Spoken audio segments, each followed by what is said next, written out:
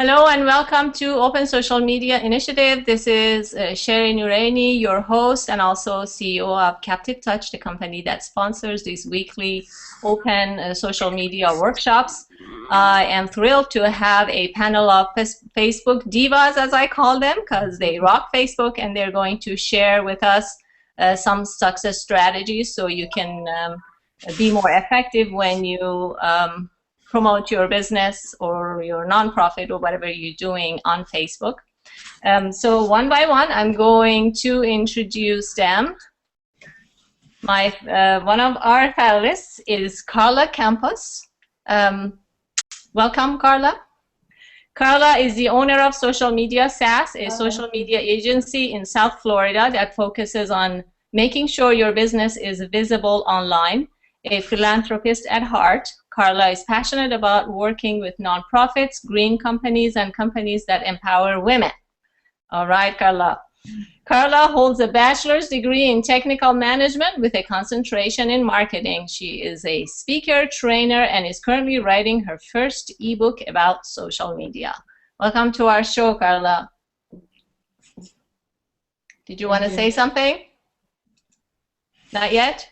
Hello. No, I'm good. Okay, so next we're oops. Sorry, I had to turn that off. All right, so next, unfortunately, Diane won't be here today. She had technical difficulties, so we're sorry to miss her, but hopefully maybe we can have her as a speaker some other time. Then our next speaker, where are you, Sue? Okay. Suan, founder of Chocolate for Breakfast. She is a food writer, food-based healer, and savvy marketing strategist. She has been featured in Oprah and Runner's World magazine and numerous online publications. Suan shares her expertise through online programs and in one-on-one sessions via telephone or Skype. Suan is currently developing an online program to teach women how to honor the heart in relationship building, with the emphasis on the art part, so that they can build their online presence in authentic, meaningful ways. The Heartful Engagement Online Initiative launches in the spring of 2013, so look for it. When not working with clients, she can be found sampling exotic chocolates. What a tough job you've got.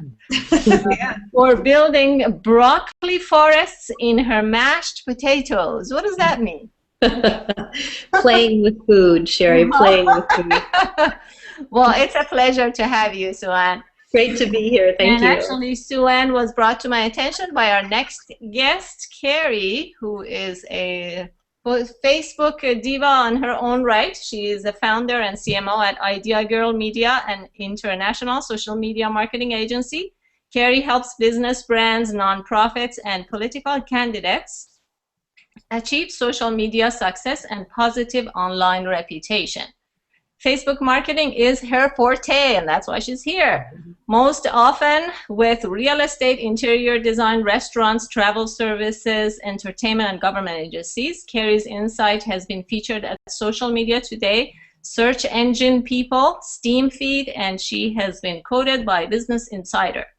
She likes non-fat lattes, travel, and quick wit makes her smile. And Carrie is always enthused to meet new people. It's nice to have you, Carrie. Okay, so we also have a number of guests. If they could say their name and what they do. Robert? Robert Caruso, just a social media nutcase. Social media nutcase that everybody loves. Loves to hate. Frithoff, I'm not sure how to pronounce your name. That was just fine. Frithoff? Yeah, fridge off. Think about you turn the fridge off. Fridge off. Oh, okay. Yes, I'm a blogger and social media consultant in British Columbia, Canada. Oh, wow. Awesome. You said hello to me yesterday. Great to see you. I did. I liked your Facebook update, I think. That was it. Thank you. Okay. Deborah, she is in San Diego. She's in my town, and I've known her for a very long time. Deborah, introduce yourself. Hi, I'm Deborah Simpson. I'm a local blogger and podcaster and wish I was in British Columbia. Okay. And what's the name of your business? Is syndicating your content? I just changed it to Two Tramps Marketing. Oh, okay. Awesome. Well, you have a partner now? I'm incorporating my husband into the business and going the route of travel blogging. Okay. So Awesome. in Australia, in Australia, hiking is tramping, so that's where it came from. Oh, which brings us, so it fits so well with our next guest, Adele McIntosh. Adele, let us know. Yes, hello. I'm Adele McIntosh. My company is Legendary World. We're a leisure travel consultancy, and I just love everything that social media has to offer and have been successfully implementing based on some of your strategies and some of the other panelists here, some of what you guys have to say into my social media strategies with my company. Yeah, and I've known Adele for a long time. Her kid goes to the same school my kid goes, so we're gal pals. Yep. Okay. All right, so I'm going to dive right in. There's a lot of people that people showed a lot of enthusiasm for this talk, and they want to learn. So let's begin the teaching, ladies. And probably you've noticed that there are a lot of business people that mad at Facebook. They're frustrated with the fact that reach has gone down. I see a lot of anger against Facebook these days, and some people have left Facebook. Some high-profile people have closed their Facebook accounts. But there are people still on Facebook that are still rocking it, and they're getting results, and who are part of our panel. So my question is, what is your view about this negativity, and why is it that you're still active on Facebook? And I'm still, excuse me, I'm excited. I'm going to start asking Carrie.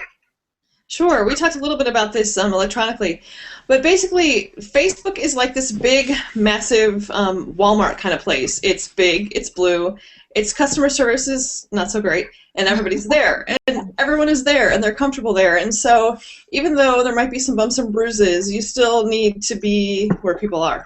And so to totally pull yourself away from that, I think is a little bit drastic and maybe not quite thought out. However, I do also support having a presence elsewhere, like today we're on Google+.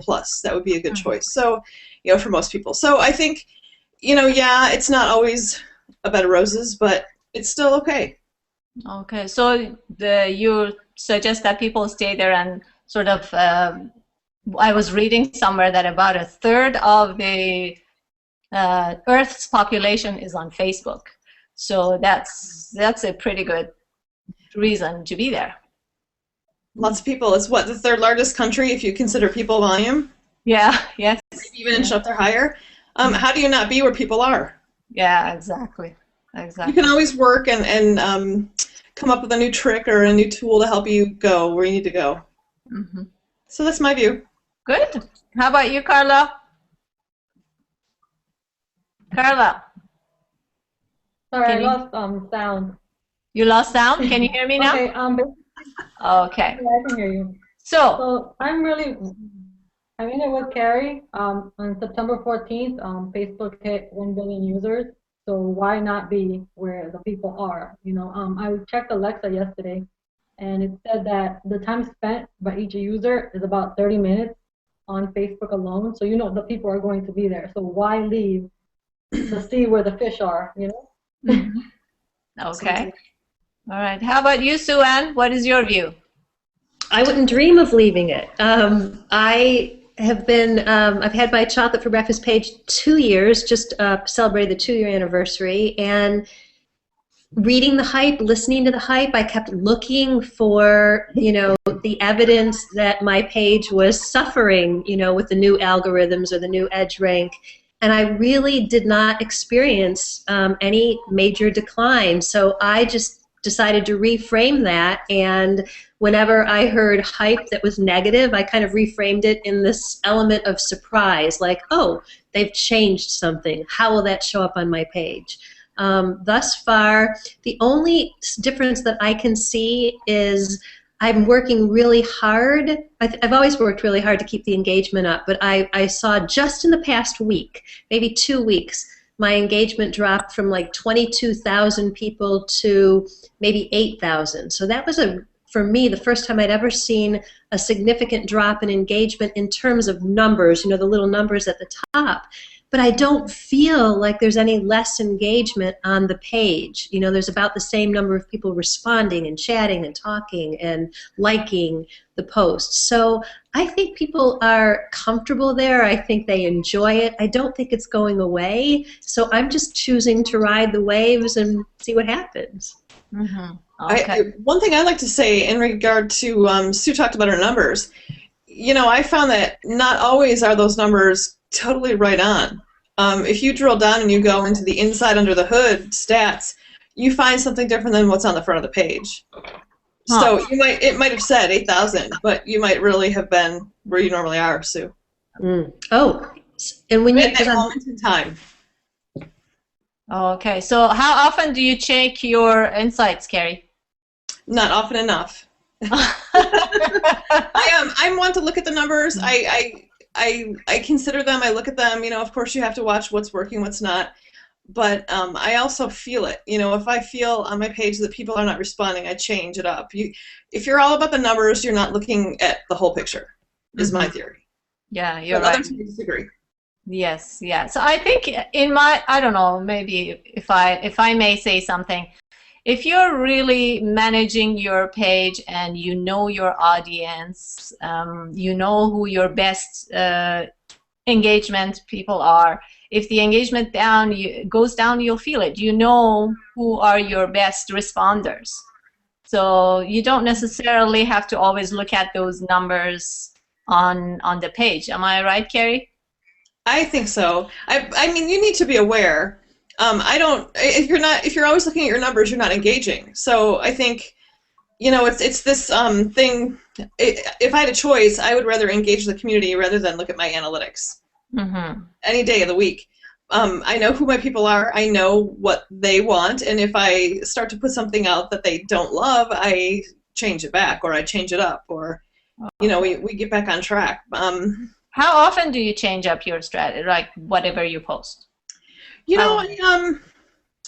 have like a little formula that of the types of posts and how often, and Facebook does seem to ding you if you post too many of the same thing. It does? In a row, but I don't want to share my secret sauce, but I will say I try and change my times sometimes when I'm posting to try and be relating with people who are not at this time. That's pretty typical. So I have a higher edge rank with those people. Or, if I find, hey, this person over here that I'm hearing about, this type of post work for them, I'll try it. And, if it works, I keep going, or if it doesn't, I don't. And it's also a little bit instinct. Oh, okay. So I can't tell you the frequency. How about Sue Ann? How often do you change your postings? I don't have a formula and I don't have a secret sauce. I'm very intuitive in terms of how I post. I do notice. So for me, it's always been what seems to get the most engagement, what seems to get the most comments. So I try to just mix it up, according to where I am on a particular day, what's tickling me. So I bring a lot of my own personal experience, into the page. If it's really cold here right now and it's snowing, so I've been on a hot chocolate search. And so for the past 2 days, I'm seriously, doing the hot chocolate thing, and that's what I've been posting. And so people on the other side of the world who are experiencing summer may not be tickled with the hot chocolate post, but I have a very loyal group, a very loyal following, and they seem to stay with me regardless of what I post. But the content for me is, primary. That's, to me, it's the biggest tip I can give people is keep your eyes wide open. What do people respond to? What do they love? And what do you love, right? As long as I'm excited about my page, that's the excitement I seem to generate. Do you think that your page is a reflection of you? Wow, is it a reflection of me? I've been told it's like a party. So I'd like to think that that's how people experience me. To me, the page is pure joy. I have fun on my page. So yeah, and when I'm helping clients, with their pages that have a very different flavor, a different intention, I find that the energy that they're displaying in their page is similar to mine because we're approaching the page with the intention of us enjoying the experience as much as providing the experience for others. And that seems to be, I think, for me, the turning point when I'm working with people. Are you having fun? Because if you're having fun, the people around you, are going to pick up on that energy. And I'll leave you with one other funny comment. I've just recently, in the past week, I've been sick. And I finally got over this just miserable upper respiratory tract infection. And I was talking to a client today on the telephone, and she said, I felt that energy dip on your page in this past week. And I was, posting as much and trying to be there as often, but she just felt like my energy shift in the energy on the page because I was sick, which I thought was fascinating. That's interesting to note, Sue. Yeah. Yeah. How about Carla? How often do you change, and how does your page reflect who you are? On my own personal page, I pretty much go with the feeling, but I'm very much like always checking the numbers. I don't know if it's like a compulsive thing that I do. No, with your business page, I mean. Yeah, I'm always checking the numbers just because it's maybe something personal, or maybe I'm used to like clients always like demanding the numbers, so I'm always just like, okay, how many hits did that get? This is on the fan page. What kind of content is actually getting engagement? Why isn't this working? So I'm always kind of like analytical to that. I mean, I'm not checking the numbers like writing down exact like math equations, but I'm like checking it. Like people have said insightfully that they do it like with feeling. Like once you're out there, you kind of do it intuitively. Is that the word that they just, you kind of just go with it. Okay, but how often do you change up your what you do, or do you change at all? It depends on like what.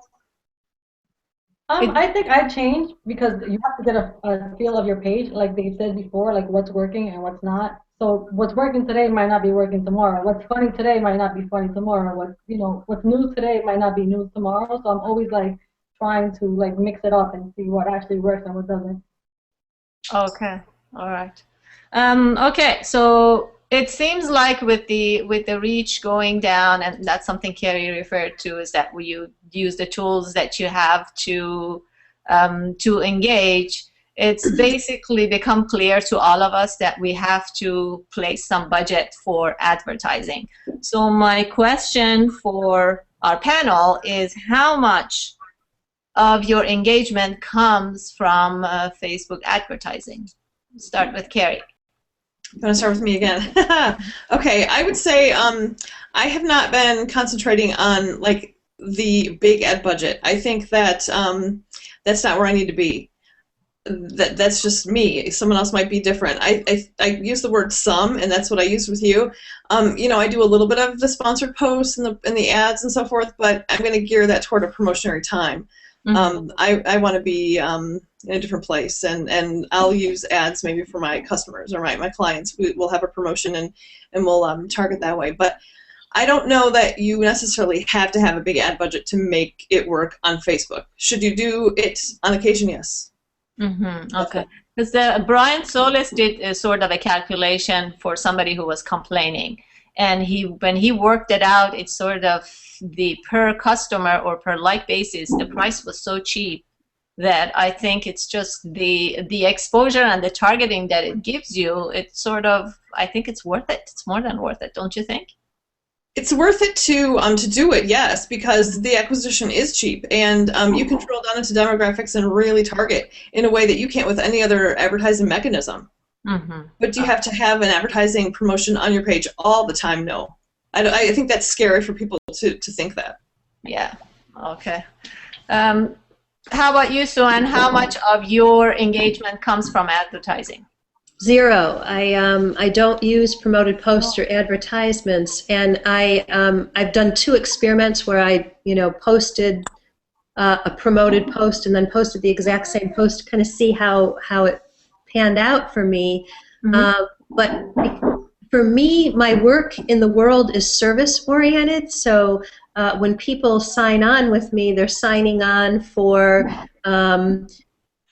counseling, coaching, and I have found that it's the relationship that I'm building with these people that then has them watch me for a while, interact with me, and then invest in my program. So for my particular industry, you know, in my work in the world, promoted posts or advertisements don't fit into my business plan. But all so I'm those not, fans, how many fans do you have, Sue-Ann? close to 17,000. What portion of them are your clients?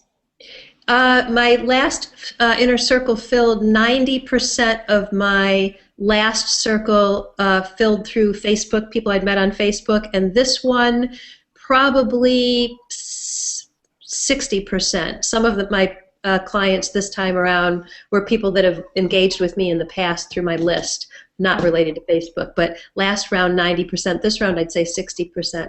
So they're all coming from Facebook? Mm-hmm. Okay, Yeah. but a lot of your fans aren't your clients yet. Oh, yeah. Yes. A lot of my fans are not my clients. Okay, all right. Can I add to Carla, do one of you? my most successful posts was a post that I shared from your page, Sue. Oh, yeah?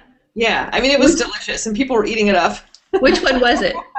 It was a cake that was like half chocolate swirl and half piano. Oh, yes, yes. That went wild. Yeah, it does. That one goes viral. Yeah. How about you, Carla? How much advertising do you use? For my page, I was testing. I use like $20 about sometimes. It depends. Like test around, but like my favorite thing to use is sponsored stories. Those seem to be like very reactive. You don't have to have a big budget to use them. I mean, like you can switch up. Sometimes you can just make like a $10 or $50. Depends on like what you're doing. Say it's like one of those days when I don't really have a promotion or anything really going on, then I'm not really going to use advertising. But if I do have something going on, I do use the ads for. I get more engagement from actually the sponsored stories because that spreads to like the people's friends and everything, you know, and they kind of blend with the regular postings on Facebook. So you know, like. But you really have to be. I find that you get more engagement from like sponsored posts. Huh. Okay. But you really have to be careful what you promote, though, because I've been following some of major brands, and they were using promoter posts, but they were constantly pushing their white papers. And if you look at the comments that people were leaving, if you look at the comments that people were leaving them, they were really nasty. People were fed up with, especially the friends of the fans. Well, it depends what you're doing. What? It depends what you're doing too, because there's some like very pushy posts that, you know, like people don't want to see. You know, like if your content is not very pushy, if it offers something other than, you know, a sales pitch, then people are more likely to respond to it. You know, like you have to know your audience, like everybody always says. Okay. So because, in other words, you have to be careful that Facebook in pushing these to people that have not liked your page. So if you're going to share something, make sure it's something they would be interested in. But I found it. I mean, they. Go ahead. Somebody's speaking. Go ahead. No, go. They have the option. They have the option to like it. It's not like you're being that invasive. People will complain, but they'll still use it, and it'll still kind of work. You know, depends on like what you're doing with it. You know, now with the new 20% text rule and what you can and cannot post, it kind of limits that advertising as well. So, I mean, if you're posting, you know, sponsored posts, maybe you post something that is motivational, depending on the page that you're using, and a person chooses to like it. You know, that's going to increase your exposure, and you're not necessarily being like a inside salesman harassing somebody to buy your product, you know? Carrie, you were going to say something? Well, I found that the salesy kind of stuff isn't the most effective. It just sort of makes people aware. But the stuff that is latched onto is the meaningless kind of party stuff, that delicious photo, or the, you know, hey, come post your link on my page, you know, that kind of thing. It's kind of pings everybody to re-engage. Okay. All right. Okay, good. So from what I hear from you ladies, you don't have to you don't have to have a big advertising budget, and a couple of you don't even use it a lot, and Carla is suggesting that promoter posts can be very effective, but you have to be careful what to post. So let's say, Frith, I got your question. I'm going to ask him at the end, okay? Let's say somebody is setting up a brand new page. Think about the way you started. And of course, you ladies started before the reach went down and everybody got upset. But what is the best way for a brand new page these days to build their fan base? So I'm going to start with Sue. Brand new page. So yeah, and this is a great question for me because I'm living this with a couple clients right now, and I think initially that we need to make a distinction between a personal page and a business page. Yeah, I'm talking about business pages. Yeah. Well, what I've seen with people is they don't have that distinction. Like they are bringing the personal page to the business page, and they don't have the distinction that a business page has a different flavor, different posts than the personal page, so that we take the people in our world, and those are the first people that come over to the business page. If we're offering them the same thing on both pages, they have no incentive to come and see what we're up to in our business page. So that's one suggestion that I make. I also think in the beginning stages we have to really be present on the page. So even though we've got these great tools like Hootsuite and Promote It or scheduling posts, that if we're not energetically on the page, if we're just scheduling the posts and leaving it there, or dropping our blog posts on the page, or scheduling them through Hootsuite, we can't expect a party to take place, right? Like you wouldn't have a party and then leave the house. So I think we need to treat it as our baby, as our living room, which is really, in my mind, what social media is all about. It's about building relationships and getting to know people. So just supreme attention to the page and acknowledgement when people are coming. Like even if they never come back to see that I've liked, what they've said, I attend to every post. I don't respond to everyone, but I check off, the little like mark for everyone that has the gift, really, of coming to my page. That would be my... But how do you build that mass? What is the best way to build the mass? Excellent content. For me, excellent content be in my communities. I'm involved in a lot of communities, inviting them to come and see what I'm about. When people friend me on Facebook, I send them a comment and saying, whoa, thanks for reaching out. Come see me in my chocolate playground as well. So instead of like going through and saying, Sue Ann Gleason has asked you to like her page, I'm inviting them when they reach out to me to come see me there because I'm having fun. So for me, it's just keep making it enticing, keep inviting people to come see me and spreading the word. I think as with any business, the word spreads and then people come back. That's a fantastic suggestion. Instead of sending that general email sending you whoever says come and like this page or like their page, which I'm sure a lot of people are frustrated with that. And I've heard Robert complain about it. Just make a personal contact and make a personal invitation for them to come see them.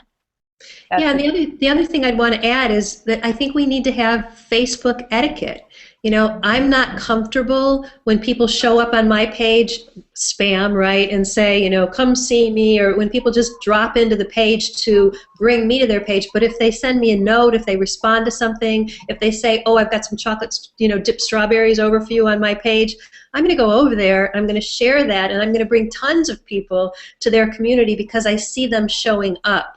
I've had a lot of people call me or send me emails like, share my page, I know that your community would like it. I'm like, who are you? Like, show up on my page and interact with me, and I'm happy to come and share your page, but don't use me.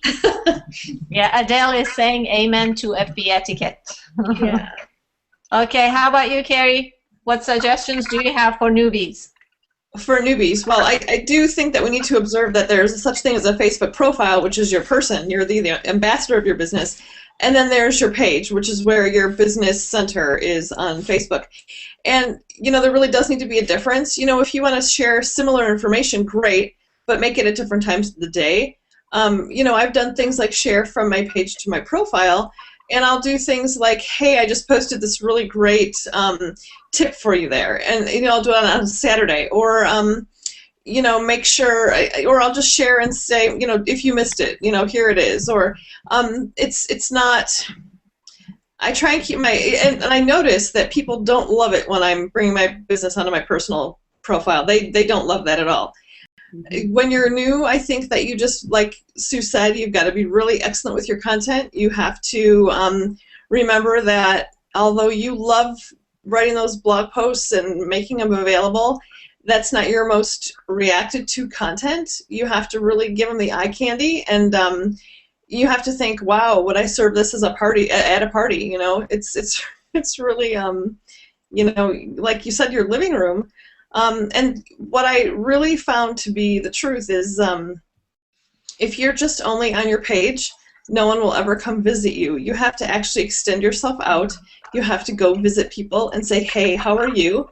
I think even with both Carla and Sue, when I learned of their pages, I said, hey, hello, my name is Carrie. I'm over at this page. Nice to meet you. I liked your page, and have a great day. I didn't say come to my page. I didn't say, you know, whatever with my page, but I wanted them to know where I was, so that, you know, should we ever compare notes, we would know and have some familiarity. But you also have to extend yourself on posts, and you have to be reacting and liking some things and making sure people see your name and your business name. I also, when someone shares a post, I will sometimes respond as my brand, but I also, most of the time, they'll see that personal reaction from me. So I win twice. I have that ambassador of the business sense, but also my business. So I would suggest those things off. Lots of networking, huh? What's that? Lots of networking. Yeah, exactly. Sorry, I have to take my phone off the whole.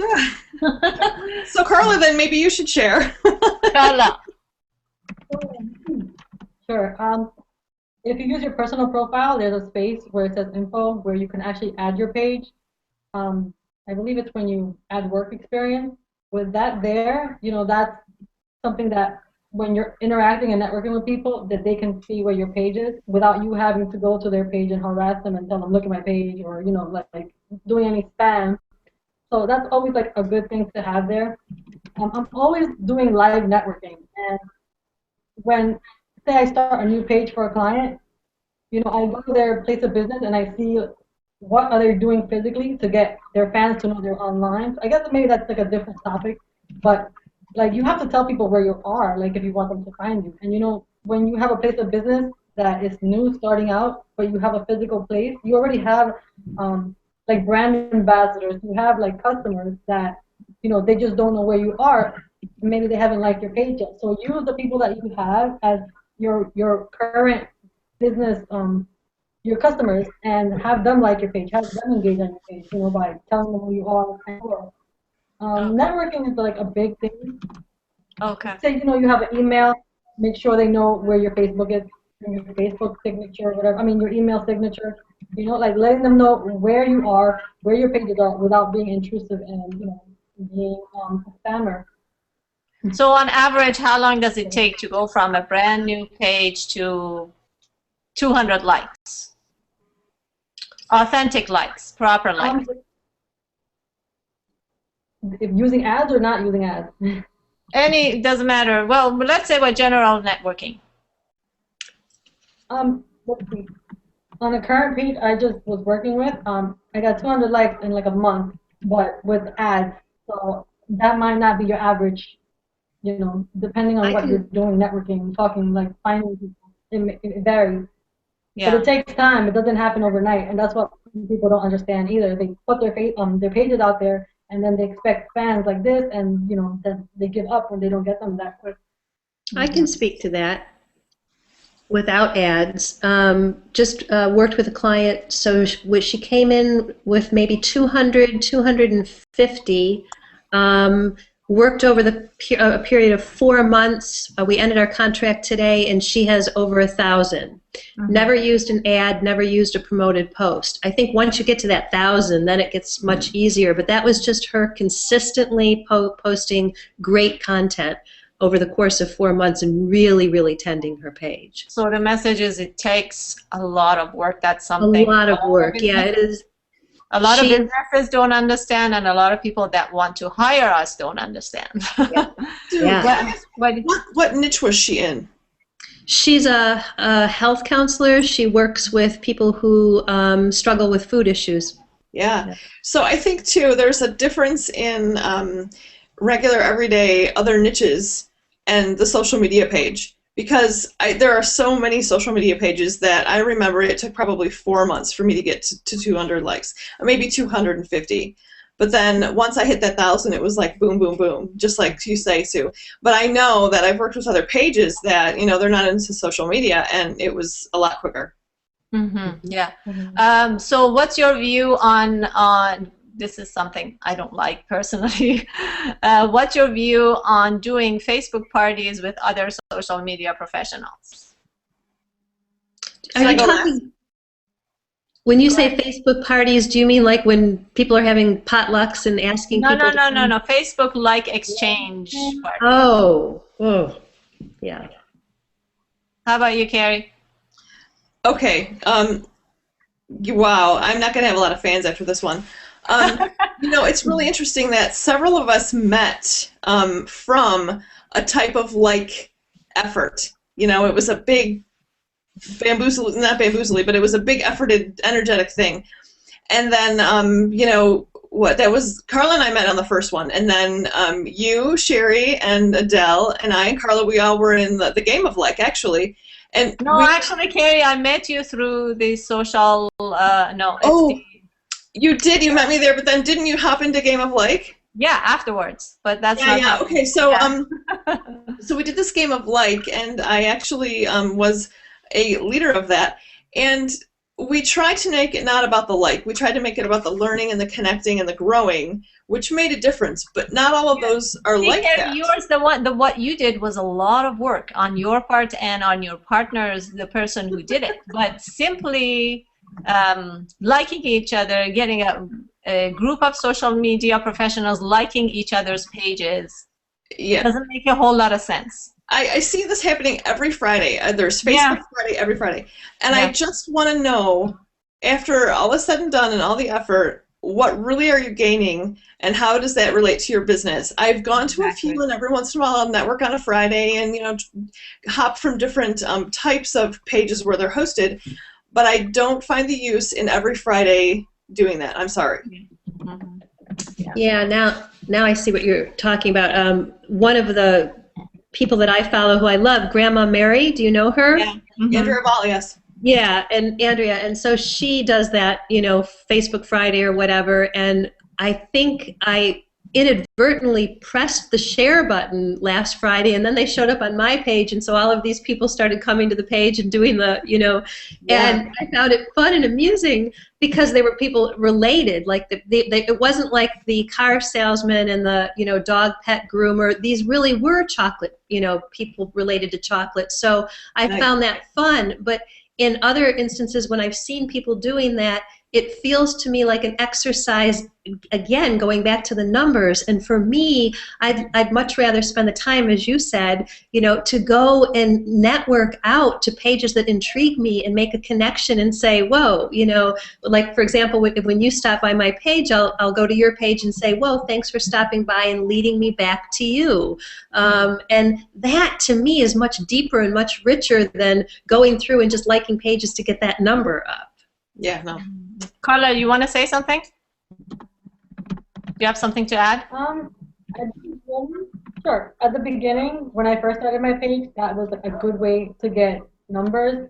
And I think Robert just typed something about, you know, that if the numbers are not real, then they don't really count. But sometimes when you go out to clients, I mean, if you're not a big brand, they want to see numbers because what they're learning out there is that, you know, the numbers is what matters. So they see you as, okay, well, you only have this amount of fans. You must not be a social media professional. That's what the business people come, you know, when you go and talk to businesses. And if you have these numbers through these like exchanges, you know, it's kind of like cloud, you know, what does it really mean? Yeah. You know, but yet people value it, you know, and they're like judging you on it. So for that, reason, then it's good.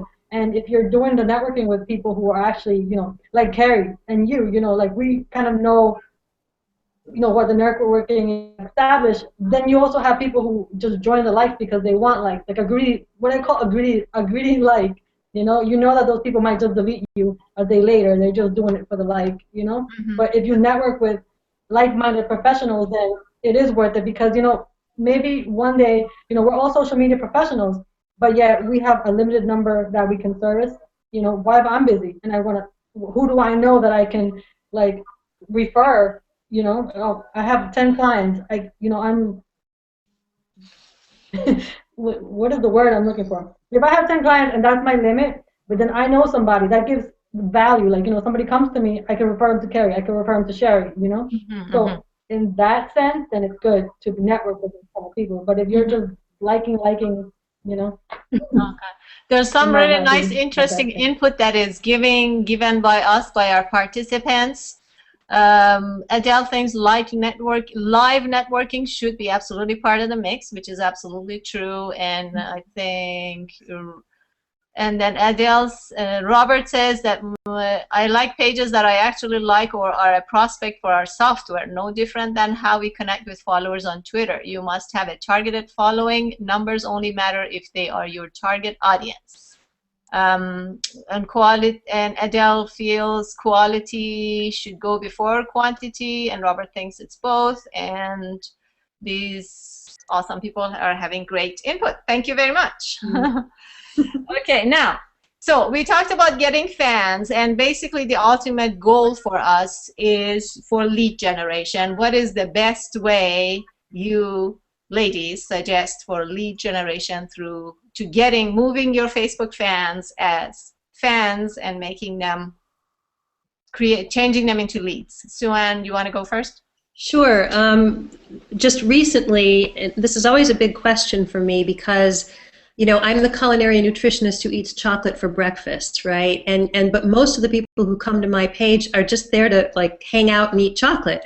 So for me, it's been a little bit of a challenge to actually direct these chocolate-loving enthusiasts into my world, which is the world of culinary nutrition. So what I've started to do is simply invite them. Like I'm making much more direct invitations. I held my first podcast, the Tea and Chocolate Hour, to really introduce them to, I'm not just your chocolate curator, and to really bring them into the personality behind the page, and that has brought them over onto my list, my newsletter list and my blog, my other blog.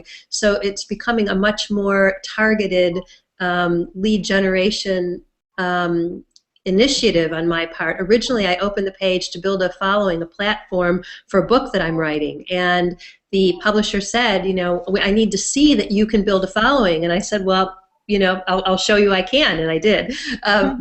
But then the page took on a life of its own, and I realized it was much more than a following for the book I'm writing. It really is a community. And they are now coming into my other world, which is my world of culinary nutrition, and also hiring me to be their marketing strategist because they see what I've created on that page, and they want to do that too. Mm-hmm. Okay.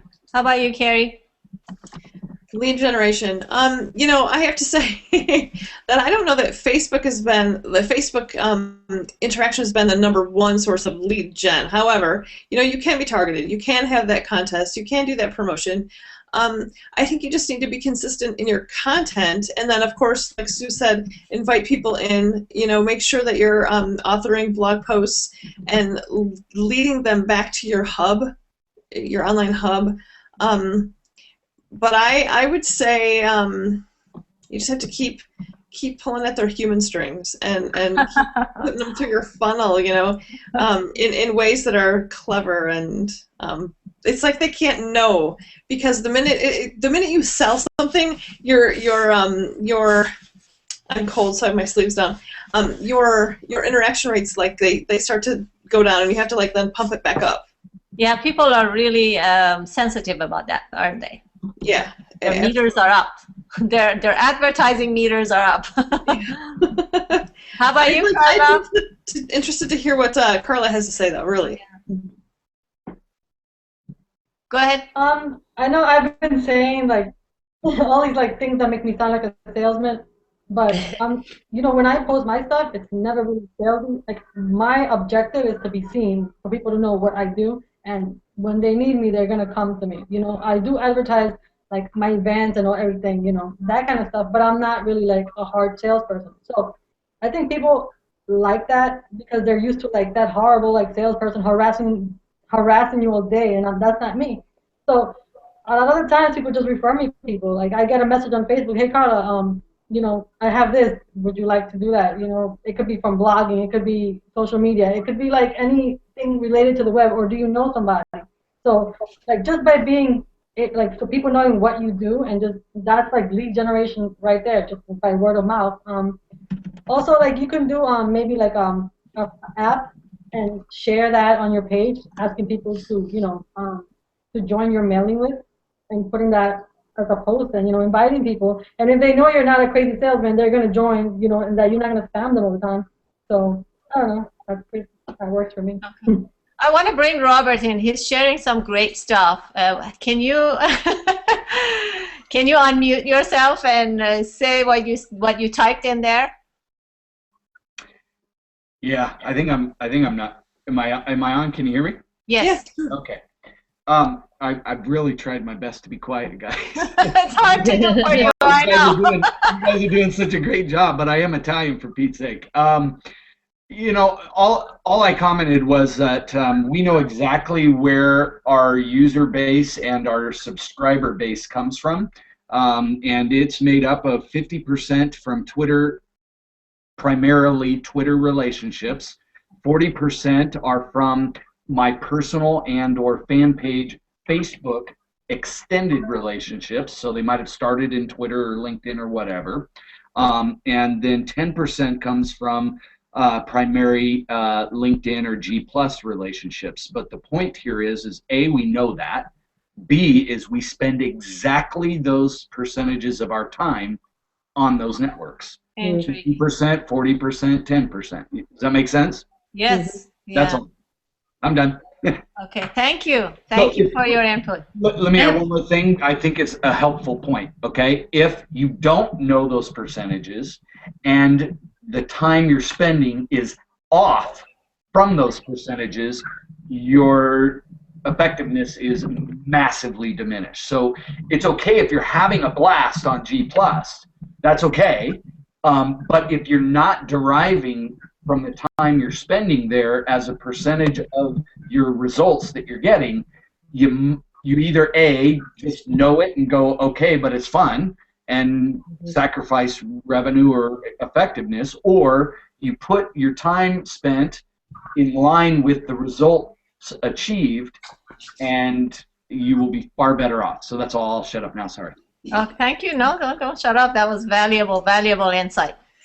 I really think I started to notice where my people were coming from, and I actually, in a different discussion earlier this month, I had mentioned that I was probably going to spend less of my time in a certain place and spend more of my time in another place to reflect what's productive.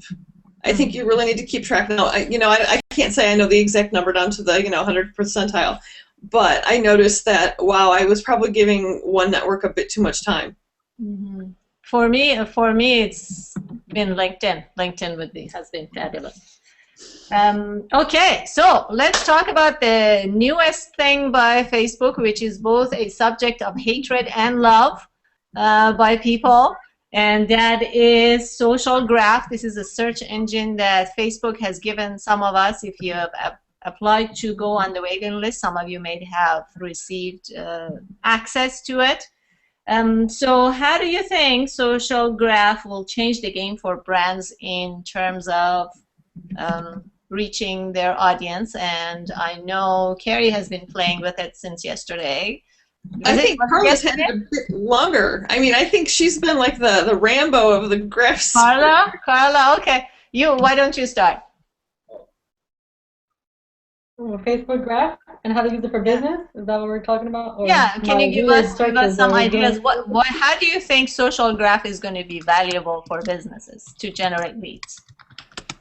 I think the business is really learn what the terms mean because I did this funny search just because I was bored. You know, sometimes I do things 'cause I'm bored. So, you know, I'm gonna like tell you guys what the search was. It was married men who like pornography. But the thing is that the pornography turned out to be a page. Like they didn't actually like the interest pornography. So you have to kind of use terms that Facebook uses to understand like what you're actually like results that are coming to you. You know, so you might think it's one thing, but it's actually something else. So you know, you can look. I think you were talking about it actually, Sherry. I didn't get a chance to comment because my kids were acting up, but you said something about you can see the people who like your page and their interests. So Yeah. this way you can use that information to kind of tailor your content. Yeah, that's the first thing I actually searched a lot of for. information. I mean, Go ahead. I know you didn't do weird churches like me. And Carrie was using. I saw her using it a little bit. Okay, Carrie, how about you? What's your view? Well, you know, I was just worried about getting everything set, and I thought we would have more time to be ready for this, you know, and so I've been working on my likes and my interests and, you know, honing it down, looking at my settings, and I wrote a blog post about the whole, you know, prepare and be safe. And then voila, you know, it's here, and it's you're right, Carla. It's kind of clunky in that you have to kind of think like a Facebook to search, but it's pretty wild. And I would say that, you know, for business people, you can really target and find some interesting stuff out about your fans, and then cater your content. Mm-hmm. I predict there's gonna be a whole bunch of apps coming out that helps us better do that because it's hard to go through fan by fan by fan. So I think we should be prepared to look for more tools coming up. I think that I was listening in on a conversation that I thought was the broadcast about the graph search, and it really wasn't. It was about partnerships and what Facebook is doing with like Amazon and some others. And they're supposedly really going to hone in on that entrepreneur perspective and make the apps pretty groovy. Awesome. I can't wait. Yeah, but I would like to hear what Sue has to say about, do you have the graph search yet? I don't, and I'm really curious about it because for me, you know, when I look at interests, I'm trying to think like, would anyone know if they didn't know I'm chocolate for breakfast, know that I'm interested in bean to bar artisan chocolate? Like I didn't fill out anything on my, you know, Facebook page saying I love chocolate. So I'm wondering, you know, I just don't know enough about it to know how it's going to work. Mm-hmm. Okay. Carla. If it appears on your page as a job, if it appears on the page, like your personal page as a job, say like mine is social media stats, the word social media is in there, it's likely to appear in search. Likes, interests, what else did I see? Hometown, friendship, school, like anything that you have filled out on Facebook, that information is what's used in the graph search.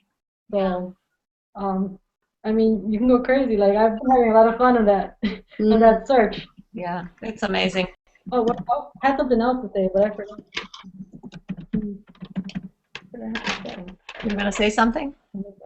I don't know. I forgot, but. Okay. I did, but I forgot. It was about the search. Oh, and you can actually, this is what I wanted to say. When you search in the graph, there's a messaging option. So that's what I'm about. Like, you know, say a crazy marketer comes and, you know, they think that, oh, look, I see this person likes cats. I'm going to go and send them a message, you know, trying to sell them cat products, you know? So that's something that I'm like, oh, no. Hopefully that goes to the other inbox and you can ignore it or whatever, but. Yeah, it probably will go into other, and then that's also a major source of revenue, could be a major source of revenue for Facebook, because sort of it's like that, what is it called? In LinkedIn, you can pay $10 to send a message to somebody that don't know you, so that could be a way to make money. Do you all really think that's going to go anywhere? What? Do you really think that's going to go anywhere, that pay to spam? It depends. I think it depends on the price point. Well, I'm gonna ignore it. I know that. What's that? She's going to ignore it. I thought it was $1. That's what I was hearing rumors. It was. If it's going to other, maybe the email. Maybe if you pay, it won't go into other. Yeah. I'd love to know more about that. What did Carla say? What did you say?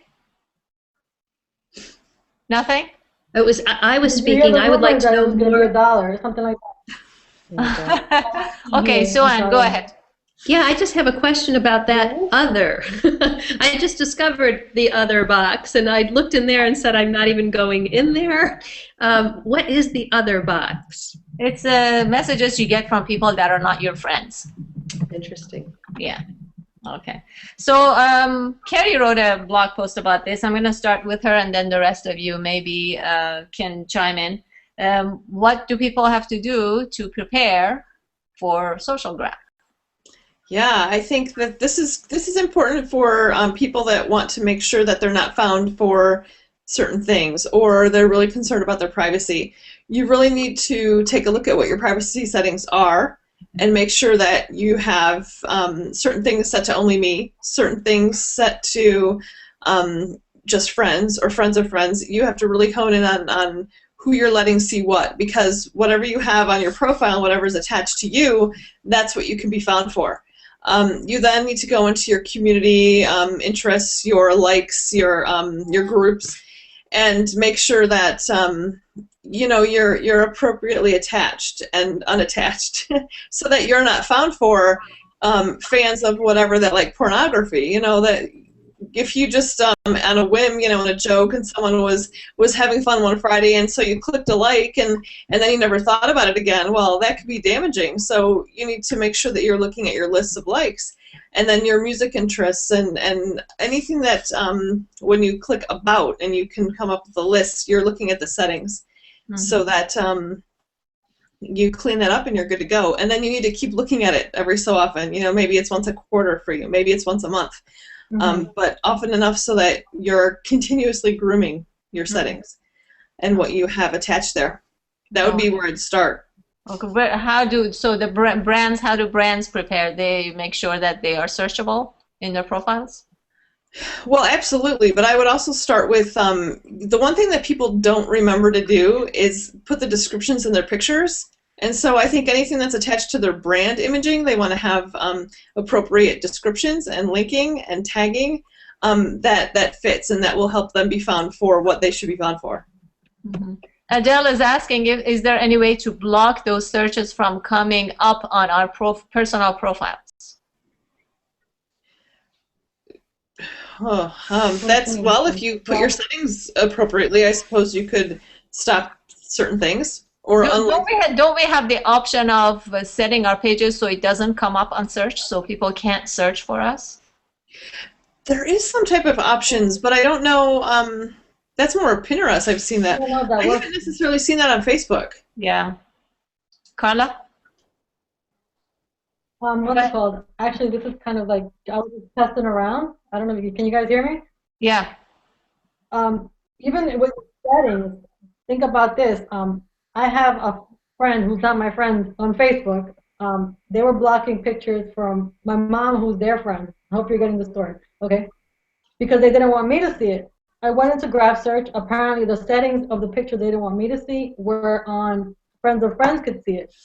So I was able to see all their pictures. I'm not friends with them, and I know they didn't want me to see those pictures. Like, do you see what I mean? So even with the settings that you are, you know, like, if you don't want people to see these pictures, then either don't post them, set them to only me, or, you know, don't post them, or just to friends, because I don't know if it's a glitch or a bug because it's still in beta testing.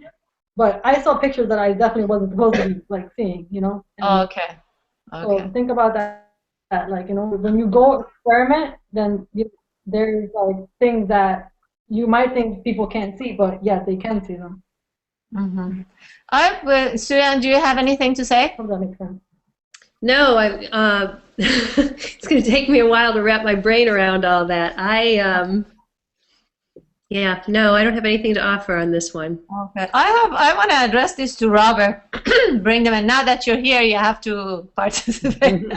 You're always pretty open with whatever you post, and doesn't seem to that privacy issue doesn't seem to bug you as much as it does other people. What's your view in that respect? Well, let me let me rephrase maybe what the perception is opposed to what the reality is. So I guess I know what I'm comfortable sharing, and I share that stuff, and I know what I don't want shared, and I don't share that stuff. So I am the controller of my privacy, not Facebook, and I recognize that. The other thing is, in any kind of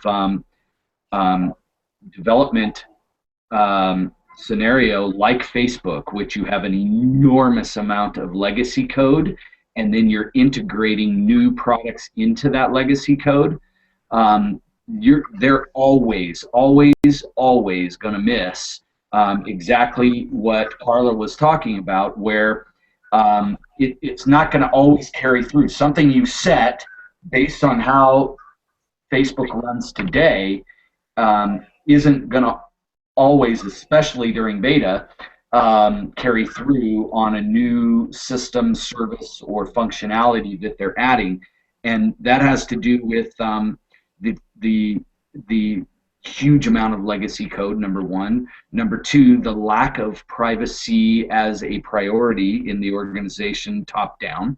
And then third is just you need to understand that Facebook is still in startup mode. Even though, you know, they're public, they're in startup mode. They're working 20 hours a day, they're coding, drinking Pepsi and coffee, and they're cranking out new stuff at a lightning speed. And so there's gonna be holes, and you just have to understand based on what you do, not what the capabilities of protecting yourself with privacy functions are. What are you willing to let everybody see? And that's what you post, not managing it based on settings.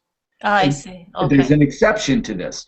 The exception to that would be, like, for example, let's say someone has an ex-wife and didn't want that ex-wife to see anything that you're doing or posting or pictures of the kids or whatever, in which case you have to be very proactive in how you're handling that across the social graph, and so on. So I get it. Shut up, Robert. Thank you very much, Robert. That's a good point. So you have to make a decision for yourself what it is you're comfortable searching and what it is not. And Genevieve asked you a question over there. I saw it in the comments, and she wanted to know how much your engagement on your personal profile on Facebook, on your Facebook personal profile, has an effect to your fan page for bundle post.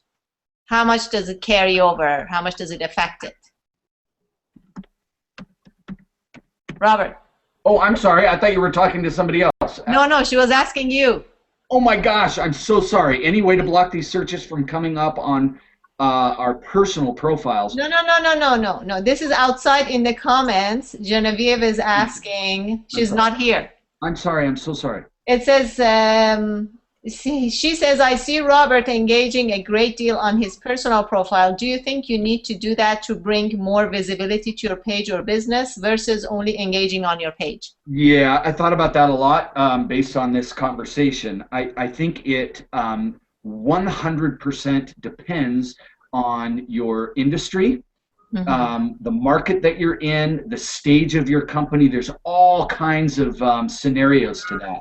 I would say a great example is we are more of a startup software company, right? And our social strategy is based off of my persona, and so it drives all of our channels, even though we have fan pages and websites and blogs and whatnot. So it really depends on your industry.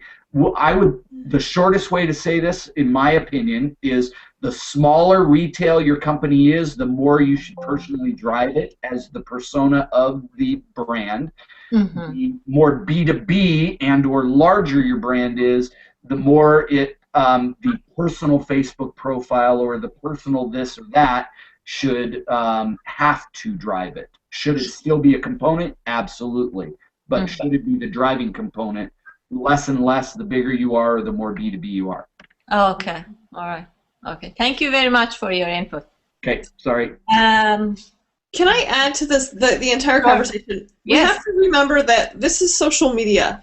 We're in a place that it's like turning the camera and the spotlight on to whatever you do in a realm that's very unpredictable. So while we can prepare for Facebook graph search and we can set our settings and whatever, it's social media. And if you are really so concerned, why are you here? Mm-hmm. Yeah. I have a comment to that. There's literally, well, put it this way. Okay, let's look exactly 3 years ago today. How many times did I friend somebody on Facebook that I was conversing with on Twitter that responded in a DM to me, sorry, I only connect with my close friends and family on Facebook, okay? So you have to understand there's an enormous amount of people out there that want all the benefits that social media provides without coming out of this shell they've created for their life. And the fact is, you know, unless you're going to spend an exorbitant amount of time protecting yourself, you can't have both. Yes. Yeah, I agree. I want to choose. Carla wants to say something. Yeah, you know, I'm pretty open out there. I'm just like blah blah all the time. But recently, you know, recently actually somebody took, before graph search, somebody took some of my photos and like wrote this horrible blog post about me, and it's like the pictures were innocent, like, you know what I mean, but in the context that they took my photos and wrote this post, it was like shocking to me. So before that, I was willing to be like more open, you know, I shouldn't be hiding anything because I have nothing to hide. But seeing that people can do this to you, you know, like take your photos, put it in another platform. Now that platform has different rules concerning like copyright, concerning defamation. Like now I have to deal with this, you know, like if I would have just probably maybe not posted those photos, then I wouldn't have to deal with it. Like, do I need this headache? So that kind of thing that is running through my head now, and it's like, okay, you know, I'm not trying to be secretive. You know, I'm pretty open out there, but you know, from this experience, it's kind of like, do I really need this headache? You know, do you really need that headache? Some people might post photos and not get the job they want. They might post photos, they might, you know, get talked about at church, and you know, have like a negative life experience that they might not want to really deal with. Like they could avoid it by not posting one photo. So that's just my new view right now. Great. I'm not saying it's right or wrong. That's just, you know, from the experience. Okay. So. Yeah, I want to say something to the fact that something Robert said, and that is, it seems like we're always waiting for Facebook to finish changing things. But like Robert said, it's a startup and it's been around for a while, but they're always changing. And didn't really quite understand it until I read this book. Sorry. It says Think Like Zuck, and I suggest that you read it. I didn't really quite get this sense of that hacking philosophy and why is it that Facebook is always changing until I read this book and I understood it. And I'm delighted to have the author of this book as a guest next week. Hopefully everything turns out and she can make it. We have confirmed, but hopefully nothing, you know, things happen. You know Ekaterina Walter, she's the author of this book, and hopefully we can learn more from her about Facebook and the culture within Facebook. Because I really think once you understand how things work in that company, it's going to become easier for us to understand why it is the way it is. Well, I think it's less about specifically Facebook and more about the hacking mentality and or an internet startup. It's just it runs at a pace that you just cannot comprehend until you've been in a tech startup. It's nuts, Bill. Yeah, it's a book about entrepreneurship. It's fantastic and tries to explain how great entrepreneurs work, but it also gives you a window into how Facebook and other great companies work. So we're about 1 hour and almost 10 minutes. I want to give an opportunity to our panelists to give their closing statements, if you will, so we can move on to the next section of our programming. And while you give your statements, I'm going to pull up something that I'm going to show everybody, so everybody who is watching this knows how to contact get in touch with these ladies. I encourage you to go and look at their Facebook pages, like it, and really learn from their awesomeness. So, Sue-Ann, did you want to say something? No, you can just find me at chocolateforbreakfast.com, and also the Facebook page Chocolate for Breakfast, and also ConsciousBitesNutrition.com. And I don't have a Facebook page for Conscious Bites. Oh, and Twitter is at Conscious Bites. So no closing thoughts?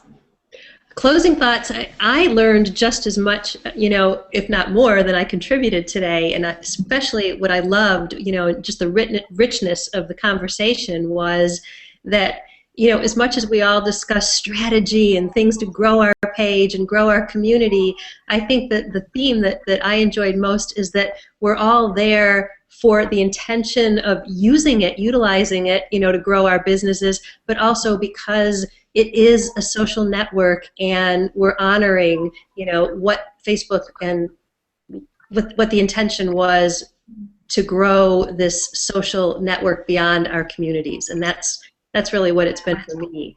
My world has gotten much bigger. Thank you. I'm sorry, I forgot to ask Adele if she has any questions. Do you have any questions, Adele? Sorry, I had to unmute. I've been kind of posting little thoughts here and there. I think all the content has been great. I've taken all kinds of notes, and no questions. I'm excited to be here. Okay, thank you. Closing thoughts, Carrie? Well, first, thanks for having me on. I'm honored that you asked me to be here, and that you would consider me to offer insight. Of course. You can find me at ideagirlmedia.com or facebook.com/ideagirlmedia. Also the same on Twitter, Idea Girl Media, but also personally on Twitter, I'm at ConnectU. And, we are still all learning all the time, because that's the nature of Facebook. And so if you want to come and learn with me, I would love to learn with you. Okay, Carla? Closing thoughts? Everything's always changing. So, even if you're hearing us talk, and your strategy seems to be working for you, don't be discouraged. Every page is different. So if it's working for you, just go with it. And then, things are always changing. Be prepared. And it's social. So, the same crazy stuff you deal with out there with people, you're going to deal with it on the computer as well. So, just keep aware of that. And that's pretty much it. Oh, and I'm not social media sad. Robert, did you want to say something? No, I was just nodding, and that was great. Thank you. Now, before I'm going to just show this thing too, because I prepared it. Okay. Do you see now? Do you see that? Yeah. Oh, I don't. Do you see the preview? Yep. It's in front. It's instead of you. Oh. Oh, okay. That's because I have to click on it. Okay, good. So unfortunately, like I said, Diane couldn't be here. She was having technical issues. Carrie, Sue-Ann, and Carla have been here, and these are their Facebook pages. I just wanted to show this so it's a permanent part of the video, so people that watch it later, they can go to the pages of these ladies and like them and learn from them. And while you're at it, you can like Captive Touch as well.